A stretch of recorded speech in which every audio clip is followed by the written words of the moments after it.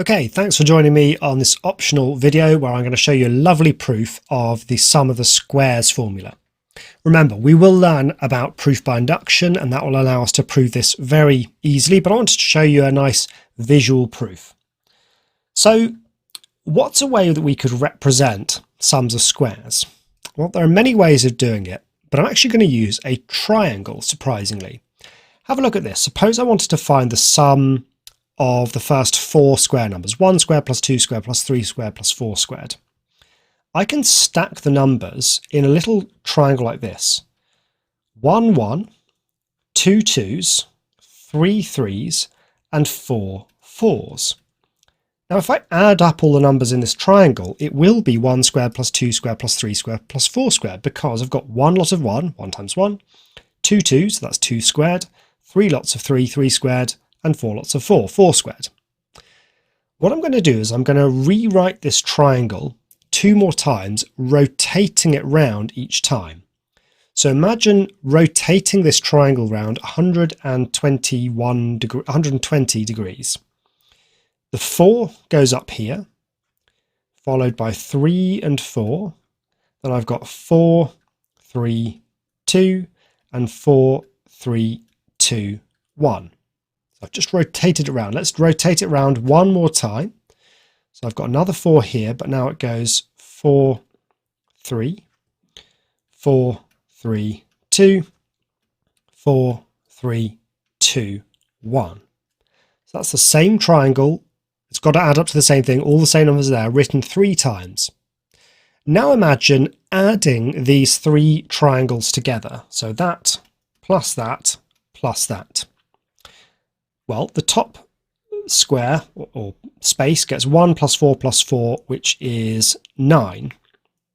The next one is 2 plus 4 plus 3, which is 9. Then we've got 2 plus 3 plus 4, that's 9 as well. Then I've got 3 plus 4 plus 2, well, that's 9. And look, lo and behold, it's 9s everywhere. Everywhere you look, you get 9. So this is very easy to work out because it's just a bunch of 9s, but how many 9s? Well, it's 1 plus 2 plus 3 plus 4 9s, but we have a formula for 1 plus 2 plus 3 plus 4. 1 plus 2 plus 3 plus 4 is just the sum from r equals 1 to 4 of r. So that's a half times 4 plus 1. That's how many 9s we've got, so it's that times 9. Half times 4 is 2, 2 times 5 is 10, 10 times 9 is 90, but hold on a second, that was the same thing added up 3 times. We just need to divide that by 3, and it's 30. So the answer of what 1 squared plus 2 squared plus 3 squared plus 4 squared is 30. Check it if you don't believe me. So how do we generalize this? Well, we imagine that we had a big old triangle of 1, 1, 1, 2 2s, 3 3s, all the way down to n lots of n. N. Now, when we rotated it round, we ended up with an n on top.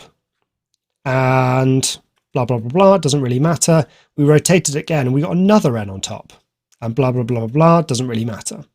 So add these together and we've seen that we get the same result all the way through, and that's the same regardless of what n you choose, which means this top cell here is 1 plus n, so that's 2n plus 1.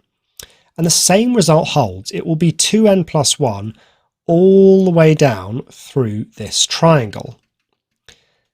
And so the question again is, how many 2n plus 1s have we got? Well, it's just the sum of 1 plus 2 plus 3 all the way up to n. Because think about it, with this example of 4, there was 1 number here, 2 numbers here, 3 numbers here, 4 numbers here. 1 plus 2 plus 3 plus 4. We've just got 1 number here, 2 numbers here, 3 numbers, all the way up to n numbers. So how many in total we've got? We've got 1 plus 2 plus 3 plus 4 plus ... plus n. And we have a formula for that. It's half n plus 1. So that's how many 2n plus 1s we've got. So it's that times 2n plus 1.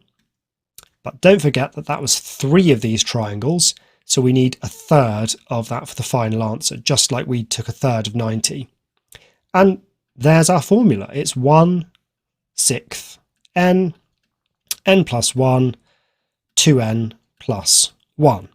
What I love about that proof is it tells you where each bit of this formula comes from. So I know, for example, that the n plus 1 comes from counting how many numbers there were in that triangle. Really, it's half n plus 1. The third came because it was 3 triangles, and the 2n plus 1 comes from the fact that it was 1 at the top, n at the top, and n at the top. So it helps me understand where each bit of that formula comes from, which I really enjoy.